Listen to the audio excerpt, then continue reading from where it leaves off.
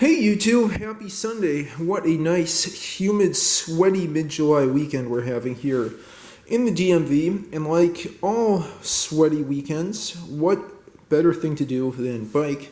Get a breeze going over your forehead, evaporating that moisture and cooling you off. That said, what I'll be sharing with you today is a repair that you can do on rear drum brakes, in this case on a tandem bike that I'm planning to sell. I noticed that the rear wheel, you can see here on the drum brake side, if I lift this up, you'll see the cassette and the gears on the opposite side, was dragging when I pulled it forward.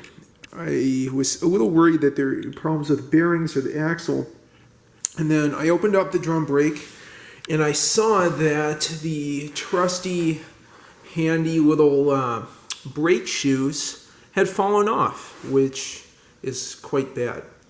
This probably meant that even with the brake disengaged, the shoes were causing the drum brake to activate, spontaneously and then lock up the wheel.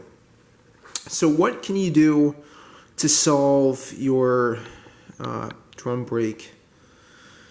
What can you do to fix shoes that have fallen off a drum brake?